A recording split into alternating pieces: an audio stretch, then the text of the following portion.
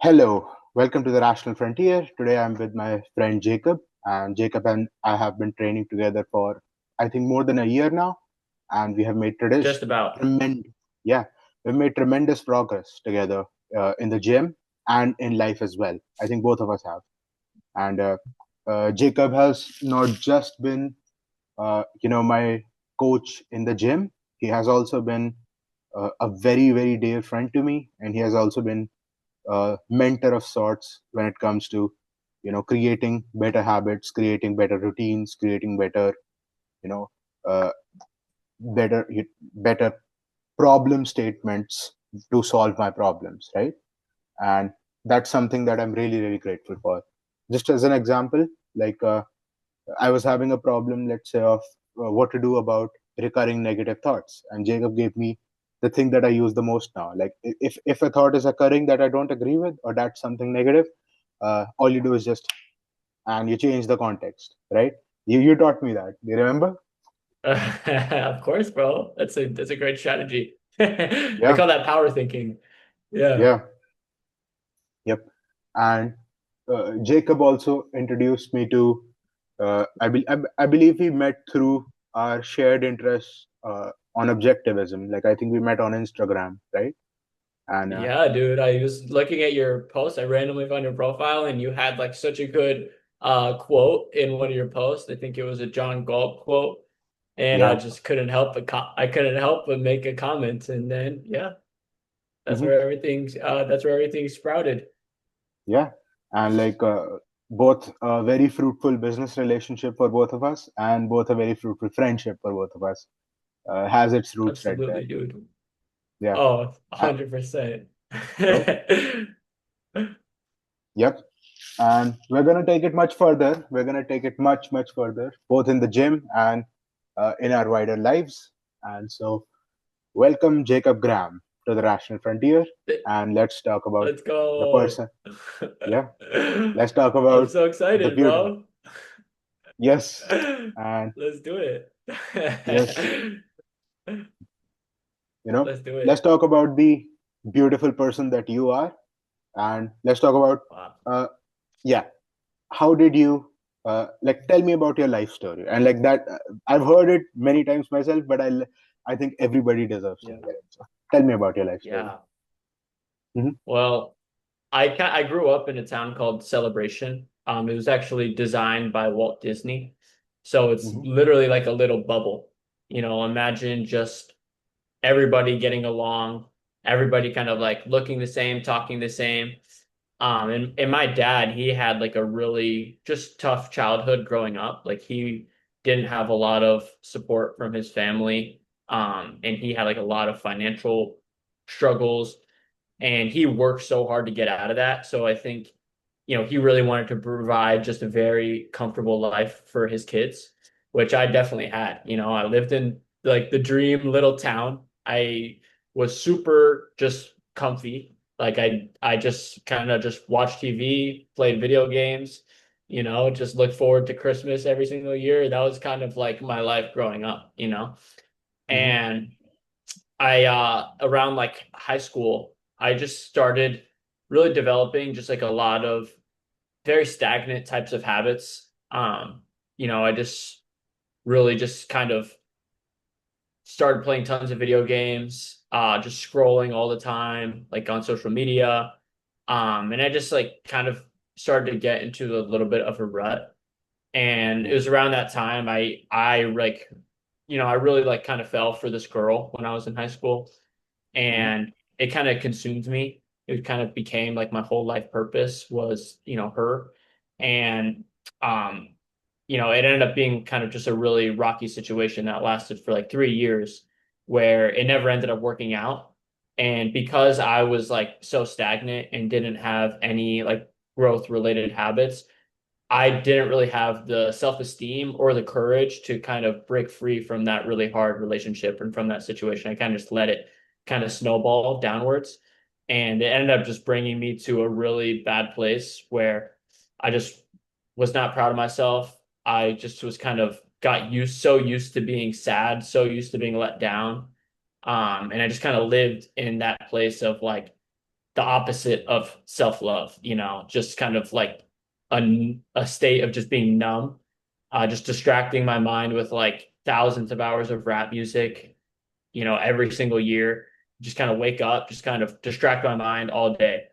There was no growth. There was nothing I had a purpose towards. It was kind of just, yeah, it's just kind of like, it's even hard to reflect on because of how just kind of like numb I felt during that season. Um, but eventually, in kind of after my lowest moment, that's actually when I picked up Fountainhead by Ayn Rand. And, I'd read the story of Howard Rourke, who was a man that did not live, without purpose. He was not a man who lived without values. He was not a man who was stagnant. Like he was a man who knew what he wanted. He was a man that had a vision of beautiful, innovative buildings, and he was a man who was committed to living with integrity and living in alignment with his values. And it just inspired the crap out of me. It was I had never really seen human beings in that way, like the second hander versus the creator. I never really thought about, that kind of like different types of people in that way, and never thought about like the human soul and like the power of living with integrity and acting out your values and standing firm in your vision, even in the face of hardships. And it just inspired me so deeply, that after that, I just kind of took a slice from Howard Rourke's philosophy. I was like, you know what? I want to live a life like that. I want to live a life where I don't derive my self-esteem from anybody's approval of me. I don't need this girl's approval of me. I don't need her to be happy. I can create my own happiness. I can create my own life, and I can live like Rourke.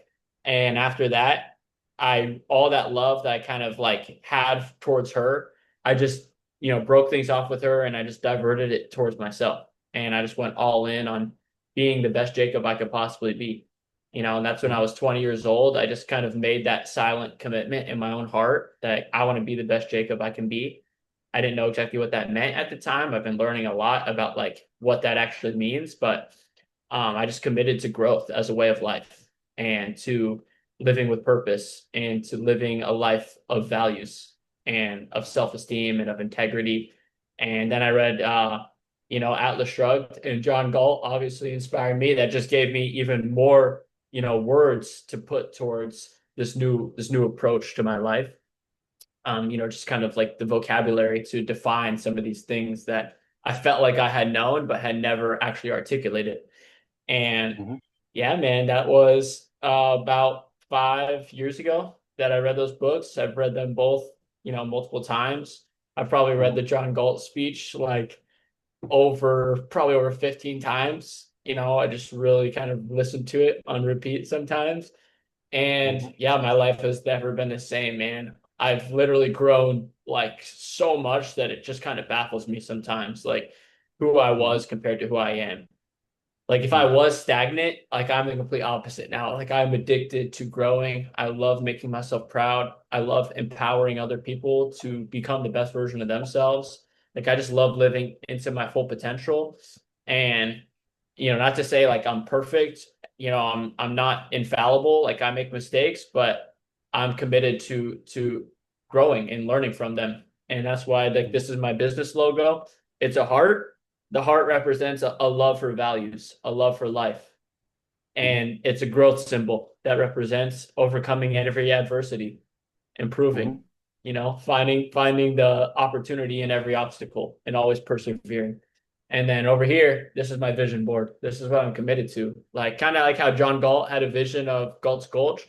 I have a vision of something called the Optimized Island, which will be just an island where people can come and live their best life. Just be happy, kind of like Galt's Gulch, but optimize version. And yeah, Mhm. I look at that every single day, man. I kind of created that vision like a couple years ago. And not a single day has gone by where I haven't looked at that vision board. It's the wallpaper on my phone. It's the first thing I look at. So my whole life to me is like can be captured in a couple statements. Like I want to become all that I can be, like be the best version of myself. Like when I'm on my deathbed, I want to look back on my life and think like I became who I had. the possibility to become, like who I could be. Like I didn't leave anything in the tank. Like I didn't have any regrets. Like, oh, I could have done more here. I could have tried harder there. You know, I want to meet, if I like meet who I could be at the end of my life, I want to be that version of myself, you know. And then I want to empower other people to do the same thing. I have a fundamental belief that all human beings are just so freaking capable. Like when I look at your face, Mon, like I see so much like greatness and potential within you, bro. Like I don't see you just for, you know, your circumstances, just for the things that have happened to you or for any of your shortcomings, bro. Like I see like the John Galt within you, bro. Like I see the version of you that is just totally living an unlimited life. No limitations by his own mind, no limiting beliefs. He just believes in himself and he lives in congruence with his philosophy. And Hmm. you know, so I have a fundamental belief like I want all people to just actualize that potential that I believe is already within them. And yeah, that's kind of my mission, be the best version of myself, empower others to do the same. And then like for me, the culmination of that would be creating the optimized island. Like if I could create this massive island in the Caribbean, you know, that will obviously cost hundreds of millions of dollars and, you know, just be freaking spectacular. It's like, who Hmm. would I have to become to create that? I would have to become that version of me, you know, that Yeah. optimized version of me. So that's my Hmm. mission, man, is create the island, become that man. And then once we get to the island, that's when we send the ladder down. Hmm. We write philosophy because having different ways of thinking to help you take new actions, to help you set new habits, to help Hmm. you just change your whole character and your identity. That's what changed my life from reading Ayn Rand's philosophy. So like there's so much power in philosophy and in beliefs because that's the only way that you can, you know, shift your internal world, right? Ayn Rand, she Hmm. calls it the like your values are like the code, right? And your Hmm. results in your life are like the output of that code. Yeah. So it's our duty as intellectuals and as like thinkers to be disseminating the right ideas and values and sharing it with other people so that they can have the right software in their brain so that they can take the right actions, you know, with the right data. So Yeah. that was a little ranty, but that's my whole story, brother. Hmm. And that is the most beautiful story I've ever heard. And it inspires me every day. Thanks, bro. Yes. Hmm. And Appreciate that, man. yes, and like there is this beautiful post of yours on Instagram which like shows like your physical transformation, and as well like in your facial features you can also see like a mindset transformation in that post, right? Like you know what I'm talking about, right? And Yeah. yeah, and you know I, I've it is so inspiring to me that you know change of that someone is able to look at their life and like change that life from the root itself, and then help others do the same. And like you have helped me do similar things in my life as well. Like for example, in terms of habit change, right? Like first of all, you recommended to me the works of Nathaniel Branden, which I have deeply studied after that and implemented, and that has changed my psychological outlook a lot, and that has led to other things as well, which is something I am deeply grateful for, that you have Oh given yeah, me. I forgot about that. Yeah. Yeah, yeah, you're the one recommended, right? And then Yeah, I remember. mhm. And then I believe in the beginning, like beginning sessions that we had, like nowadays we basically talk about fitness and the gym, right? But in the beginning, you're not focused on the gym. You're like, yeah, the gym is the gym, and the gains are the effect. Let's get down to the root causes, and the root causes are Mm, an identity shift, right? Like mm, you got to yeah. know, right? Like first of all, you got to shift your identity from someone who slacks off to someone who takes value oriented action, someone who Hmm. really believes, like we created a new identity for myself called heroic man, right? And heroic Hmm. man believes that for himself, right? Like in the sense that he is courageous, he is uh, you know uh, he is a go-getter, he goes out there and he achieves his values, right?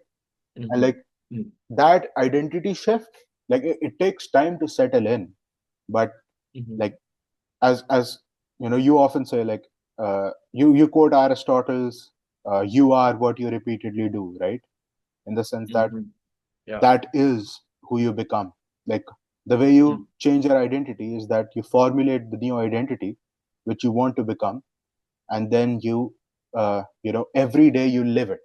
And you're allowed to make, you're gonna make mistakes, right? Like, you're gonna fall off sometimes, Mhm. but that's not relevant. Like, what's relevant is that when you do make mistakes, course correct and get back on the right course. Mm.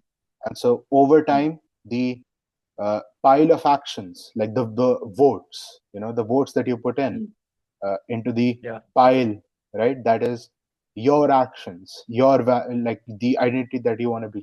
That gets bigger and bigger and bigger, and that becomes your new identity. That's how you start to view yourself, right? Yeah. Yeah. And then the I want to bring this up real quick while you're saying Mhm. this, because this just Yeah, came to my mind, right? Think of yeah, like the wet nurse in Atlas Shrugged, right? Like yeah. he had, originally had all these beliefs about, men like Reardon and, ideas of, you know, uh, you know, capitalism and whatever and whatnot. But eventually, towards the course of the book, he's kind of having this paradigm shift, right? And Mhm. I haven't read Atlas Shrugged in a little bit. I'm actually rereading it now, but I haven't got to this part. But from what I remember, right, like he ends up basically, like having this whole fundamental paradigm shift in the way he sees, like Reardon and, like the objectivist life versus in the life of the creator versus the life of the second hander and everything. And he, imagine like if he, I know he, spoiler alert, he dies, right? In the side of the road after, yeah. But let's say he Yeah. didn't die, right? Let's say he had that realization and he wanted to create an identity shift. He's like, you know what? Like I had some bad ideas that were ingrained into me from my school, right? Because in school, that's what they were teaching him. So he thought he was a good student. He was just learning the things that were taught to him. He can only ever take actions based on the data he has in his brain. So it's not like he was born that way, right? It's not like he was born to be anti, objectivism or anti life creating or anti, love, all these value driven type of things that we love. No, it's not his fault that he was surrounded by people that were putting the wrong data in his brain. So of course he was going to have these limited beliefs, just like how I used to have limited beliefs, just like how we've all had. Like if none of us had limited beliefs, like if we came out of the womb and we just had, Mhm. Ayn Rand was our mom just teaching us these right things, and Nathaniel Brandon was our dad, right? And they're giving us all the right data in our brain, and we're modeling, people like John Galt and Howard Rourke since the day we were born. We might get to the point where we're in our 20s and we're totally thriving, right? But Mhm. in reality, that's not usually what happens. We normally just get stuck with, you know, parents who are trying their best, who learn from their parents, who learn from their parents. And there's like a lot of limiting beliefs that kind of get passed down and instilled into our brain. Right. So imagine Mhm. the wet nurse, right? He Yeah. has this realization, like he kind of travels into his own mind and uses his own reason and his own judgment to figure out, hey, like what is right. Right. And if he was going to make this identity shift, right, he couldn't still prescribe to all the same ways that he used to be if he's still prescribed, like, hey, I am that old wet nurse, the old version of me that I used to be, but I'm going to now start a business. I'm not going to now start doing these new things. He would always fall to his old self image, right? But let's say Mhm. he gave himself the permission, he gave himself the gift to say, you know what? Like, I'm having this paradigm shift. I'm going to give myself the permission to envision a new version of myself, like the version of me that, is competing with Reardon, that is living on Galt's Gulch, like I'm gonna give myself the gift. Anybody can give themselves the permission to dream big. Like why not you? Why not the Mhm. wet nurse? Why can't he be the next John Galt? Why can't he be the next Francisco D'Ancona? Right? Mhm. Once he has that idea in his mind, he's committed to becoming that version of himself. Is then the question becomes, okay, what do I have to do? What am I gonna have to learn to become that version of myself? What habits am I gonna have to stick to? Right? I mean, he's gonna have to start, learning the right philosophy, right? Like if he could then pick up a transcript of John Galt's speech and he could read it and he can say, you know what, I'm going to choose to adopt these new values. I'm going to adopt productivity as a value. I'm going to adopt rationality as a value. I'm going to adopt self-esteem as a value. Okay, this is my new values. What can I do every single day to live with virtue, to live in alignment with these values? Right. And then Mm-hmm. you give it enough time. He has the right data in his brain. He has a commitment of who he's becoming, and he gives it time. He lives with virtue. He shows up to the daily actions, and he creates that congruency. That's how you can actually create complete evolution of self. Right. So, like, I personally have a fundamental belief that, like, even James Taggart, he was not born. I have a fundamental belief that even he has John Galt within him. I think all human beings are were created to be John Galt and Mm-hmm. have that, that way of life and that perspective to love life and squeeze every drop out of life. Yeah. And I think even James Taggart, it would be a lot harder because he's really been committed to a whole different way of Mm-hmm. thinking and has so much evidence that is contrary, that's like in support with his old, his old beliefs, right? So that's kind of like the equivalent of, like, imagine you were born and your Mm-hmm. parents like just told you, like, being obese is like what is the best thing in the world. Like, you should be obese. Like, you're obese. Mm-hmm. They're constantly telling you that when you're a little kid. They're feeding you like crazy, right? They're like teaching you, like, don't eat healthy, don't eat nutritious food, like, eat these foods. And you go your whole life, and now you're 20 years old. Let's say you're Mm-hmm. like totally obese. You have all these old ways of thinking in your brain, right? Maybe they told you all fit people are evil, all fit people are Mm-hmm. selfish, all fit people are vain. So you got all these limiting beliefs, you got all this evidence accumulating, that you've accumulated of your old lifestyle. And now Mm-hmm. you're actually coming to your senses, right? You're using your rationality, saying, wait a second, like, what the heck? I want to be fit. I want to be prospering. I want to be crushing. I want to be playing life on offense. So at that point, it's like, okay, shoot, I have to, like, adopt a whole new set of values, a whole new, like, code of being. And I have to start accumulating, new evidence, taking new actions. And that can be a hard process based on, like, how far on the other end of the spectrum you are. Um, and yeah, that's just kind of, when you were speaking, like, identity shift, like, for me, that's like one of my favorite subjects. That's like really what I teach, and Mm-hmm. it just, like, the idea of the wet nurse kind of came up as you were speaking that, and I just kind of wanted Yeah. to bring that up. Mm-hmm. Yeah. And I almost got like kind of teary eyed because like it's such a tragedy, and like Rand knows how to write her tragedies, and in the sense that in his demise he redeemed himself completely, right? Like screw what he was, like in his, like he was in a way John Galt in his last moments, like the Herculean effort that he took, like like in a injured state to climb a mountain, he did they like screw it, like spoiler alert, I guess. We're spoiling we're spoiling Atlas. Yeah. So, and so, and like they for the first time in his life he stood for something he believed in, which was Reardon's business, right? Because he saw firsthand that it was a good thing, and for that they killed him. Like they shot him in the guts and they threw him down a mountain, but he refused to die. Like he literally just said no to death till the point he could reach Reardon and tell him that this has happened, right? And then he could die. Then he let himself die in a way. Perhaps he didn't, but I believe, you know, like that is in that moment he was John God. Like he was the hero, and it is Yeah. irrelevant what he was before. It is irrelevant. Like in that moment he achieved it. You know, in And I want to say this real quick too. I love that, bro, because there's a recurring theme, right? In the Fountainhead and Atlas Shrugged, it's like when you choose to live a life of values, you choose to live a life of, reaching for your highest potential. Mhm. You're bound to face adversity. Think Rourke, how many challenges, like, objectively, he went through. There was a time when he was completely broke. Nobody would give him business because he stood firm with what he believed. Think Yeah. about John Galt. He went 10 years doing the lowest kind of labor just because Mhm. he had a vision of what was possible for life in his mind. Right. And then think about the wet nurse.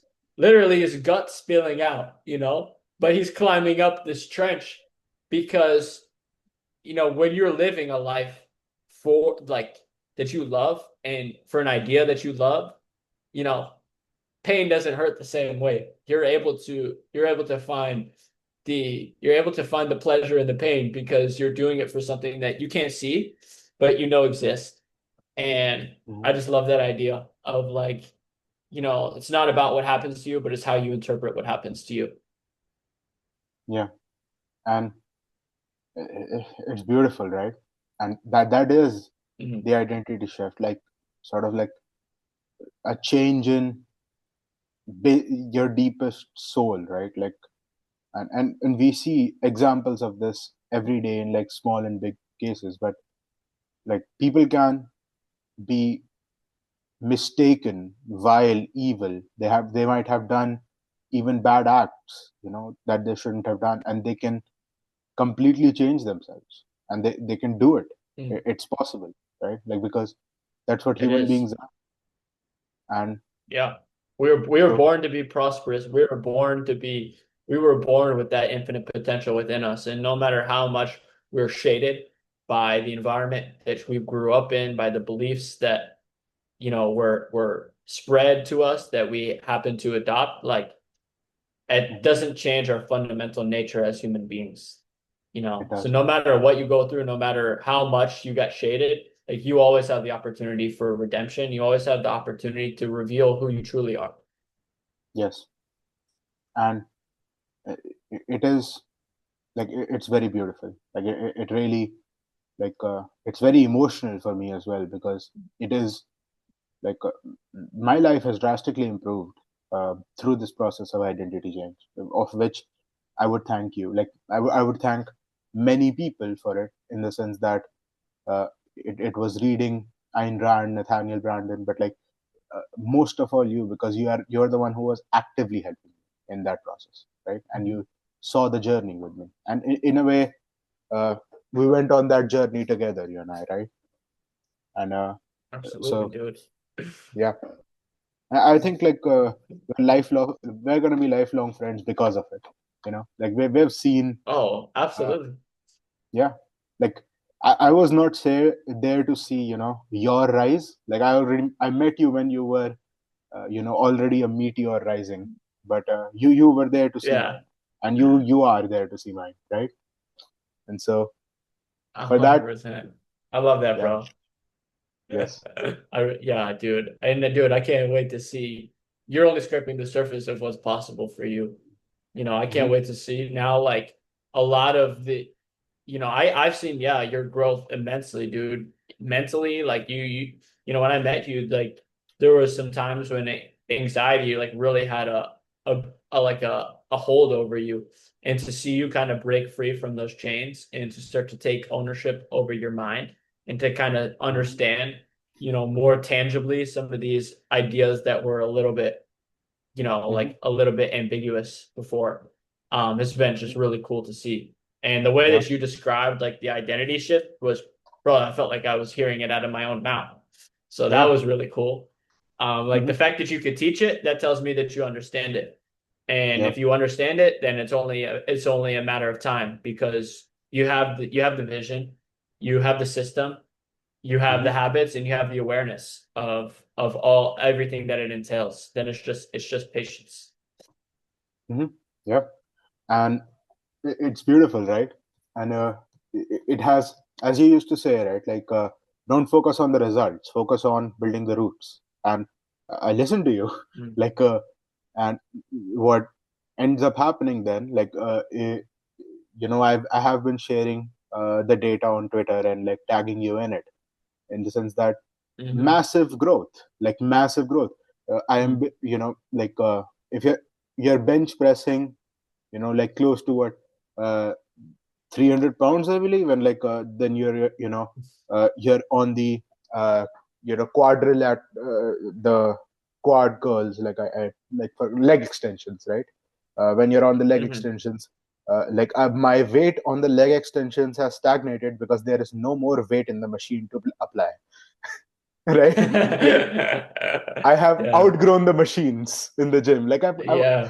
outgrown half the machines in the gym since I've been working out with you, right? And so that muscular growth has come from the identity shift, and there is no other way that it can come, and that is something that you taught me. Like, and well, there is, you could just become a mindless brute and just you know brute force and steroid your way to it, but that's no way to live. you know like the Mhm. proper way to Yeah. grow would have to be, to first grow, like change your identity, then Mhm. apply those principles to various areas in your life, including fitness, and that leads to the real growth, right? And Well, what's interesting too is let's say you just had the brute force perspective mhm, and you didn't know anything about, the vision, the identity shift, and you just like, mhm, hey, like you maybe just had this internal unsettling feeling. You're like, hey, I'm ready to create a change or something. And you just start going into the gym and you start doing the habits. Through that process of like actually doing those, taking the actions and doing the habits, you will start to see what's possible for who you can become. So mhm. it's like sometimes it's not so much like it has to be sequential, like one or the other. They're kind of both interlocked. It's like the Yeah. habits and your identity. It's a two-way road. So it's like Mhm, it's hard to say one has to be first or the other has to be first. They kind of both come in hand to hand. The only time when mhm, you can run into trouble is if you try to brute force it, right? But you mhm, still fundamentally believe that you are, this old limited version of yourself. So no matter how hard you try, if you like are holding this old fundamental belief, that's when you see that's why people don't stay consistent. Like that's when people fall off. It's because they mhm, like go for a little bit, but they get easily discouraged because they still think of themselves in the limited way. mhm. But yeah, I just wanted to kind of bring that up. Yeah. Yeah, yeah. There can be like a iterative process in the sense that you inductively understand how you are growing, and like that creates the new identity. But if you don't allow that to happen, then it is a failed venture. You're correct. Yeah. Yeah. Yep. Exactly. Like I And remember when I first started working out, like was just in mhm, high school, right? But I would be a very up and down because I didn't understand like the metaphysical part behind it, right? But mhm, like when I committed to this new way of life, like, hey, I'm tired of being the stagnant Jacob who was getting walked over, was just in such a hard situation. And, I don't know if I mentioned, like, I got the biggest procrastinator award every single year in high school. Like, I was that guy that didn't care. That was who I was. I was the guy that never tried his best. I was the guy that was like, you know, mhm, literally playing life on defense. Like, nothing I was really going after, right? But like when mhm, I committed, hey, I want to be the best Jacob I could possibly be, and I'm going to use the gym to prove it to myself. Like I'm mhm, tired of being that version of myself. I'm ready to be the best version of myself. And then I start going to the mhm, gym. It's like, whoa, I had a whole different purpose behind it. Like every mhm, every rep wasn't painful. It was freaking fun, dude. It was like, wow, mhm. becoming like who I can be. Exactly. Right. Yeah, And okay. So let's now talk more about uh, what your business is and what it represents to you. I've heard yeah, you bro. be very passionate about the Optimize project, and so I'm not going to steal your spotlight here. Explain it to us. Yeah, sure. So after my whole like testimonial, everything I shared, when I started as a trainer just in like a corporate gym. So I was just at like a crunch. Um and that's when I fell in love with like helping people, leading by example. And but there was just some things about working for another business that I just was did not like. I didn't like how they really just treated people like numbers. And Mhm, the way they taught me to train was completely different than what I ended up learning was like the most effective way. Like it was very just goal oriented, set a goal, hold people accountable, like do hit workouts. Like I would just put people on a sled, like go back and forth, like that very traditional fitness kind of perspective. Um, but I was 20 years old. I was just hyped up on Fountainhead and Atlas Shrugged. Felt like I was just the king of the world, and just had this like it was like putting on glasses that you can see in color for the first time. I mhm, remember the first time I read Atlas Shrugged. I like just like probably the happiest that I had ever felt relative to how I had felt before. It was just like, wow, a whole new world is awakened, is like now revealed to me. And then I was like, you know what? I'm gonna start my own business. And that was in January of 2022. So I was 20 years old. I was still in college. And I just said, fuck it. I'm Mhm. going all in. And I thought, how in one word could I capture this philosophy that changed my life? Being the best version of yourself, everything we talked about. And the word is optimize, right? It's like optimize literally means like to make the most effective use of, like to make the best of, right? Mhm. And you know, it just started like very much like a lot of this, that I'm able to articulate now about identity shift and, a lot that I kind of understand about optimize and kind of I explain like the love for values and growth. It wasn't all that well understood when I started, but the seed was there. The seed was like, it's a commitment to growth, to learning. And I might be saying Mhm. even more new and different stuff in 5 years if at Mhm. least I should be, because I'm going to be always learning more and more. But yeah, fundamentally, optimize is like just a human evolution process that I've created that is under the guise of like fitness coaching. And like if you look under the hood, it's really it's philosophy coaching. It's very metaphysical. But it's also habit building, Mhm. optimizing, living with virtue, right? It's like you can Mhm. have all the philosophical understanding in the world, but if you're not living with virtue, that's like that's like the equivalent of like Mhm. I was gonna say Robert Stadler, but like inverted. Yeah. Because he doesn't have the philosophical understanding, but he obviously had the scientific ability. But Mhm. anyways, like you need both, right? You Yeah. need to have the metaphysical understanding, but then you also need to have, to lead a virtuous The life, technical right? And that's understanding. what Mhm. Aristotle, yeah, Mhm. yeah. Yeah. That's what like Aristotle's philosophy is all about, right? And it's like, so like, yeah, that's basically what optimize is. And its core is just the system that I've developed through very simple frameworks and processes of like how to most effectively help somebody Mhm. live a value-driven, effective life of creation and self-esteem and all these Mhm. things that I love and that I embody. It's like that's really what optimize is. Mhm. And that is beautiful. And you know, one thing that does like one thing that I've also seen is that you focus your like there are certain principles to your workout. It's not the normal workout regimen, right? In there are in the sense that Mm. you have you don't make people do like 2 hours of gym 6 days a week. Like that's not something you do. And Yeah. you are you focus on efficiency, you focus on intensity, you focus on limited rep ranges and limited set sizes, but actually like optimally hitting the muscle groups that need to be hit, and that then doing that in a way in which you can progressively overload and you can like see your data, right? And whenever you are Mm. in the app that we use, like whenever you are actually growing, it shows you, right?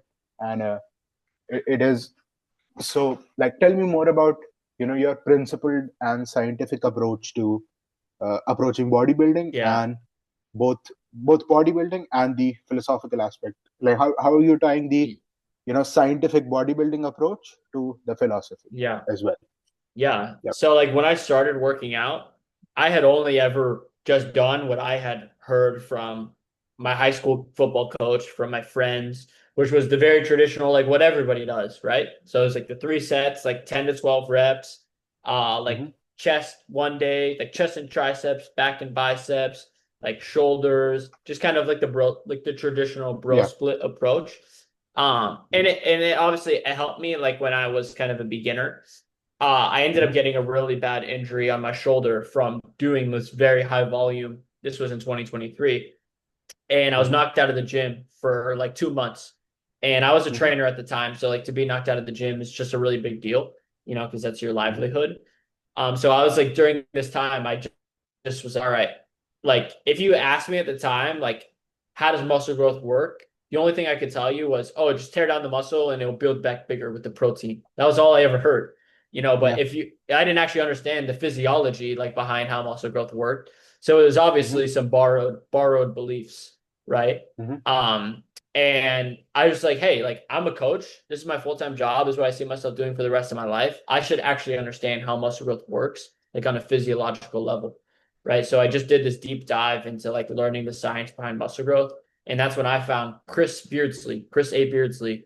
He is like world class, like master of hypertrophy. This guy understands Mm-hmm. the physiology like on a level of detail that is just absurd. And I started just listening to his podcast. At first, it just sounded like hieroglyphics. I could not understand it at all. And I just committed myself like, hey, I'm gonna do whatever it takes to really understand this on a deep level. I'm gonna learn it. And I hired Chris. I paid $3,000 to learn from him. Did Zoom calls kind of like this, where he was just Mm-hmm. teaching me all the different ideas, motor unit recruitment, mechanical tension, neuromechanical matching, right? The sensation of innervation, like the different parts of your brain, supraspinal CNS fatigue, spinal CNS fatigue, calcium ion related fatigue, all these super like esoteric ideas that you would never really need to know. But Mm-hmm. fundamentally, through all of that studying, what I learned from Chris is incredibly valuable. And it was just that it's the last 5 reps before failure that are the most important for building muscle growth. Mm-hmm. So those, I call them the gritty reps, but it's those last 5 where you're kind of like pushing your hardest and they're kind of going slow. Those are the only reps that Mm-hmm. actually do anything for muscle growth, right? So if you're doing a set to 12 in the first 7 and you're kind of just pumping it out, doing 7 reps that don't matter to get to the important reps. Yeah. Right. So like the way I explain to my clients is if building muscle is like cutting through a steak, you kind Mm-hmm. most people it's like they're using a butter knife. So they do a lot of stuff and they go really fast and they don't take a lot of rest. But because the Mm-hmm. knife is so dull, they're not going Yeah. to make that much of a dent into the steak. Right. But when you understand the gritty reps, that it's just the last 5 before failure, right? It's kind of like using a steak knife. So you do a very effective cut, right? Where you're picking a heavy weight and you're getting right Mm-hmm. near failure, right around that 5. So you're just getting right to the important reps. And then you take a long rest where it's like you're sharpening your knife, and then you go right back into the next one. So it's not just about doing more, it's about getting more from what you do. And Mm-hmm. that's really like the best way I can explain everything that after studying from Chris, because that was like a huge passion of mine. I was just totally Mm-hmm. nerded out on. I kind of had like a year where I basically just like went into a cave. I grew a big beard. And I just like studied stuff, dude. I did not like I just studied and I did not talk to people. I was just literally by myself, and it was life-changing year. But that was like, when I kind of started learning all this stuff, like about the vision, the identity, like, and then, and like the hypertrophy. And, yeah, I'm just super passionate about it. So for me, it kind of represents also just kind of my philosophy towards life too. It's just about like making the most out of everything that you do and being very effective. And that's kind of fits in with the optimize credo as well. It's just Mm-hmm. all about, yeah, just making the most out of everything. And so it's all about the gritty reps, and that's what I teach for my clients. My clients also just tend to be like very busy, smart guys that are like have other things they're passionate about. So it also just is very helpful for them because they value efficiency and effectiveness as well. Mm-hmm. And they love the fact that they can have a routine that is sustainable for them, that also works, that it's not Mm-hmm. going to take, you know, like Mon said, six days a week, multiple hours. You don't also get like super sore, like when you're doing Mm-hmm. the grit method. Like you feel very strong, but you don't get like that really like painful aches in your muscles. So there's a lot of pros. Yeah, big Mm-hmm. fan of the gritty reps over here. Yeah. And like I have been looking into some of what like Arthur Jones and Mike Menzer and those people were talking about, right? And I Hmm. think that's something very similar. You'll like it. I'll send you a lecture. And Menzer Hmm. himself, one of the greatest of all times, and he was an objectivist as well. So like, I think Hmm. and I think you told me that, right? So I think Yeah. either you, I knew that. I knew that. yeah, Yeah, and you asked me if I knew, and I was like, yeah, I knew that. Because I looked it up one yeah, time. Like, who are all the famous people that are objectivists, just out of curiosity? hmm And it was like Tom hmm Cruise, so I think was one. I think like Jennifer Aniston was one or something, and like Mike Spencer was one. I was just curious.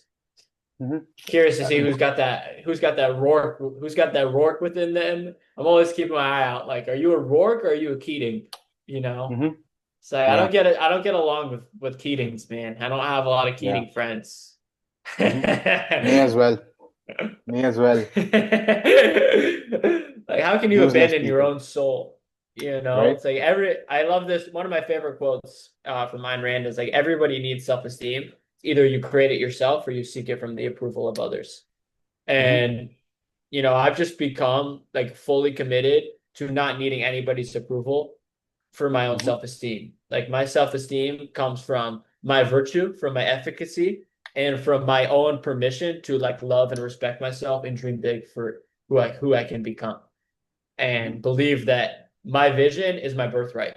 Like, I believe like my vision of my full potential is my natural state. Like, I feel behind right now. I don't feel like, oh, like I'm crushing. Like, in my eyes, my natural state is here, and I have not yet fulfilled who I should be and who I ought to be and who I am in my inner world. So that's how I stay motivated, is because I feel this constant gap, this constant tension between my mind and where I think, you know, I should be and where I hmm am in reality. And that gap creates that deprivation, right? So when there's a gap, you feel motivated, right? If you were like, hadn't eaten in a week and you were super hungry, but you hadn't eaten, like, there's a gap between where you are and where you want to be. So you're going to feel really motivated to like go find some food, right? So people hmm say, oh, I don't have motivation to go to the gym. Yeah, it's because you don't have a gap. And your yeah, inner world is exactly where you think you should be in your external world. So of course you're not going to feel motivated, right? hmm But when you're very clear on, hey, I'm not where I should be, right? And there's this gap, now you're going to feel super, super motivated to just like, go hmm ahead and go crush and create that congruency. So I always say, like, hmm let's say tomorrow, man, you woke up and you were 50 pounds heavier than you are right now, just randomly, hmm right? hmm 50 pounds heavier than you are right now. You would be like super motivated and you would like do whatever it takes to get right back yeah, to where you are, hmm right? So it's yeah, like, why not just pretend that yesterday you were already heroic, man? You were already 170 pounds, jacked and shredded, hmm glowing skin, handsome, smiling, magnetizing everything he wants into his life. Why not pretend you were hmm already that literally yesterday? yeah, And for some reason, you just snapped your fingers today and you became, a shell of who you can be. Holy cow. It's like, if I knew that, but I could still take actions like he took actions. I could still think like he thinks. And I can, in my mind, be, all right, I'm going to get right back to where I should be. Right. That's how you're going hmm to feel super motivated to like yep, go ahead and go do what it takes to, create, get back to your best. yeah. And it's like when you start taking the actions like that person would, you soon enough Mhm. become that person, because that's what people are. They are what they repeatedly do, right? And Exactly, bro. Yep. so, Spot on. yeah, exactly. So figure out what your ideal version would repeatedly want to do in his life, and then start doing those things. Even if it doesn't feel like it in the beginning, you will get into the rhythm of it. But start doing Yeah. those things, and eventually you get there, right? Exactly, dude. Exactly. Mhm. Exactly, bro. It's so Yeah. true, dude. It's gonna feel there's gonna be this transition phase where you feel like you're doing things that feel incongruent with how you think of yourself in your mind. So you kind of have to have the belief that, hey, like, this is temporary. I'm gonna keep on casting these votes. I'm gonna keep on believing that, I'm committed to becoming this type of person. And eventually, when you do that, then it will feel more natural. It's like, when it Yeah. comes to human behavior, human beings love to do things that are in alignment with their own self-image, the way they think of themselves, right? So like, if you think of yourself as a hygienic person, it's going to feel Mhm. super easy to brush your teeth every day. If you think of Yeah. yourself as a clean, organized person, it's going to feel super easy to make your bed and to clean your desk, right? If you Mhm. think of yourself as an intellectual person, it's going to be super easy to study, right? If you think of yourself as a career driven person, it's going to be super easy to go to work every day. So everybody is disciplined at the things that are in alignment with their own identity and the way that they perceive themselves. So if you want to get Mhm. fit or you want anything for that matter, it's going to take a commitment that, hey, I am this type of person and I'm going to start casting the votes to back it up. I'm going to start providing the proof, even if it feels a little unnatural, trusting that with time, it will become more normal. Yeah, and you know, Hold as on, man. I gotta put my laptop on the charger. My no bike problem, no might problem. get thrown off. All right, no problem, no problem. Hold on, dude. Yeah, my laptop's on low battery. Hmm. We can cut this out, no problem. All right. Yeah, all right. I'm Back? charged now, but let me know how the audio is. It's Is good. it It's okay? good. It's not gonna be as crispy, but it should be okay. It's pretty good. It's pretty good. Okay, Right? great. Yep. Yeah, go for it. And uh, in some of the other things that I would like to ask you is that uh, in your overall, let's say, vision, how does appropriate rest and nutrition fit into fitness, and what are certain other aspects of fitness? For example, you know, a lot of bodybuilders, they neglect things like flexibility or cardiovascular training, like running and stuff. Yeah. Like, you're a big proponent of running, right? So, like, and Oh, I love running, dude. yeah, and there might be the mind muscle connections, and like, so for that, like, I've seen Yeah. people meditate. I've seen the days that I meditate properly, I am better in the gym as well, right? So there is Okay. that there Interesting. could be a potential there, right? There could be like, Yeah. because the mind muscle connection is a big thing, right? So where do you think Yeah. a greater picture of fitness fits in, which is like, let's say, beyond bodybuilding itself, be it nutrition, be it Yeah. mind body, be it cardiovascular, be it you know Yeah. uh, It's funny you say flexibility. that because, like, yeah, when I think about my routine, you know, Mhm. like I do all that, man. Like I do the gritty reps. The gritty reps, the only point of gritty reps is to develop muscle. It's not about Yeah. training your cardiovascular system. I also love Hmm. running. Like I ran 16 miles on Sunday. I'm doing a half marathon, which sounds crazy to say because I used to hate running. Even when I Hmm. was fit, I used to hate running, but recently I've just gotten so into it because what I love about running is it's hard, very physically hard. It doesn't feel good on your legs, on your lungs. So it's really a great test. It's like John Galt, in the freaking railroad, or like watching Dagny in the window, or it's like the wet nurse climbing up the trench. It's hard, It's but hard. when you know why you're doing it, it's where you practice that muscle. Like being able to Hmm. act, from your values and not your feelings is something that takes training. It's a discipline. You have to do that, Yeah. consistently. So that's what I love about running is it's my opportunity to practice to train that muscle of being stronger than my feelings. Hmm. Um, like physiologically, I don't know that much about the cardiovascular system or anything. I only know a lot about the science behind muscle growth. Hmm. So like I'm not gonna pretend like I know a ton Yeah. about the science behind nutrition or cardio. So I really don't. Like my biggest things, I just know like I feel amazing when I'm doing it more for the mental benefits. A nice Hmm. byproduct is also just helps keep me lean. It's like I'm always expending energy doing that too, which is always nice. When it comes Hmm. to nutrition, yeah, nutrition is super important, like super important. And I would say food is fuel, habits rule. So nutrition is so easy for me, like because I just have nutrition is like brushing my teeth. Like for me, I've eaten basically eat the same meals every day. Like there's no conscious thought that goes behind it. I only buy the things that I want to eat, so it doesn't take willpower. Like I don't have temptations around me. I just wake up, I eat eggs and avocado toast.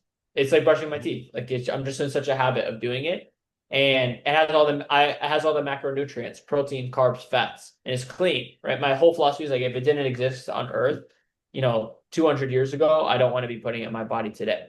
Like I'm eating whole foods, real foods, being fair Hmm. to my body, treating my body with respect and love. It's like if I already was the most fit version of me, would I want to treat Hmm. myself with respect or disrespect? And it's like, oh, the answer is like respect. It's like, okay, well, why not treat myself like that now? Because if I do that, I will become that version of me. And the way you Yeah. can know is like always evaluate after you finish a meal. How do you feel?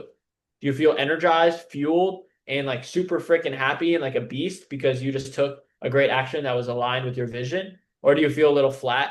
You feel a little bloated, a little drained because like, man, like one, physically my body's not reacting well, but then also metaphysically, man, I just did something incongruent with who I'm committed to becoming. That's the worst feeling, right? Like there's no worse feeling than taking actions that you know are misaligned with your vision of the best version of you, right? Mm-hmm. Not to say that those moments won't happen because we are human beings and we are infallible. Like Mm-hmm.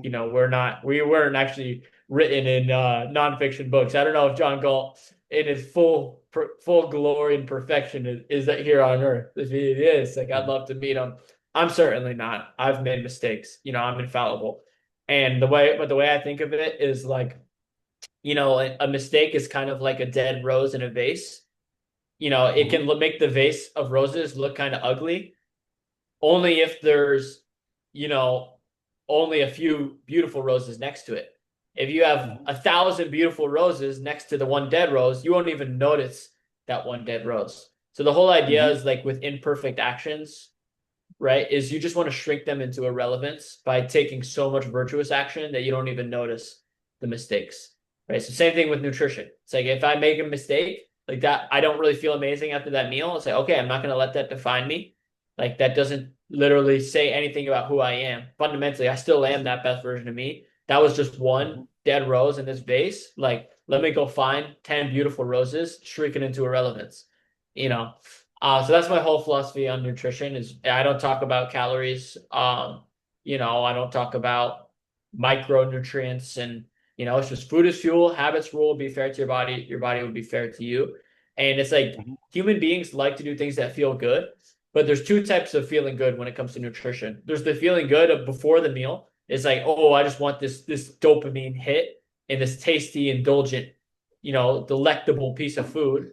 Or it's like, hey, I want to feel good after I finish the meal. Like, Mm-hmm. wow, I just took a great aligned step towards the best version of myself.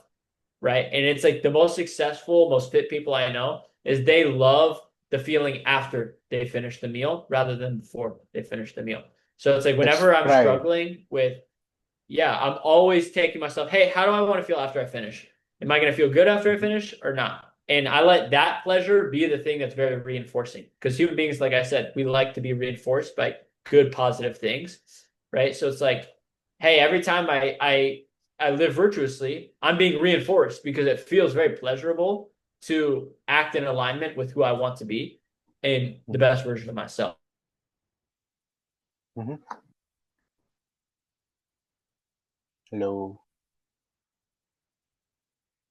Something I used to not do for like the first maybe 3 or 4 years in my growth journey. But Mm-hmm. I meditate basically every morning now. And that for me is when I get crystal clarity on my vision. Like when I'm meditating, I'm playing these scenes in my mind of the best version of myself, what his life is going to be like. I can already tell you the entire layout of the optimized island. I could tell you the exact architecture of my future house on the island, right? I can tell you the paintings on the wall. I can tell you like where the house is located relative to, the window, like where the sun rises, where the sun sets. I can tell you all of that, right? Because every time I'm meditating, I'm visualizing, I'm creating this detail. It's very easy to believe something that you can see and describe with detail. It's very hard to believe something that's very amorphous and intangible, right? So it's like Mm-hmm. the more clarity I can get on my vision, the more I can really wrap my hands around it, the more my subconscious mind is going to like give myself the permission to believe it, which helps me then raise that internal thermostat, which then is going to help me stay very motivated to like create that congruency, right? So meditation Yeah. is key for that reason. And for me, it didn't start with like the standard meditation. It started with like me just kind of getting quiet, putting on some like quiet, soft music, looking and just thinking, like giving myself the gift of just stepping back a little bit, getting quiet with myself, getting relaxed, and just dreaming big. And For me, it Mm-hmm. took my coach, my first ever coach, just said, dude, just give yourself permission to dream big. Like if your vision isn't so big that it scares you, it's not a real vision. Like that's what he said. He's like, your vision should be so big that when you write it, you don't even want to write it down because it literally scares you to just even think that I could give myself the permission to do something that big. Like, who am I to do that? That's the kind of feeling that you want, right? Mm-hmm. Um, Yeah. and my coach told me this. My very first coach, I invested $8,000 into my very first coach. It was all my money at the time, all my savings. I went all in because I was stuck, and I was like, this guy, he had it figured out. He was living that life, unlimited life. He was living it. Incredible family, incredible business, incredible financial success. Everything that he had in his life, he was had it to its full abundance. Living to Mm-hmm. his fullest, highest self. And I was like, man, I gotta learn. Like, how do you do it? Right. So I paid 8K. I was 20, 22, 23, and I don't know, I must have been 22. And no, maybe I just turned 23. And anyways, I paid 8K, and on the very first coaching call, he said this. He called it the 10x vision amplifier, right? He said, imagine, that vision of who you can be, right? Like write down something so big that it scares you. He said Mm-hmm. to the degree that you can have 100% clarity on that vision, 100% belief that it's possible and that it's coming for you. And you can do that for 100% of the time. He said, to the extent that you have those three things, 100% clarity, 100% belief for 100% of the time, he said, you will actually pull that vision into reality. Yeah. Right. And I was like, what the hell? Like, that sounds like some like mystical, crazy fluff. Right.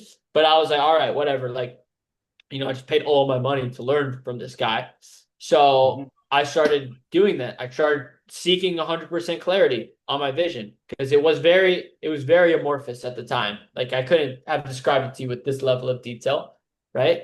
But I started literally putting pictures, words, numbers, like feelings. I started imagining it like it was a movie scene, like it was a memory in my brain, right? So I got all this extreme detail of clarity on my vision, like to the point where my future self, I literally have like used, I have like a picture of what he looks like, right? And I look at her all the time, right? And like I used AI to like make him look like older and like more wise and stuff. So like I literally can see this vision with so much detail that in my mind it's like a memory. So it's so real, right?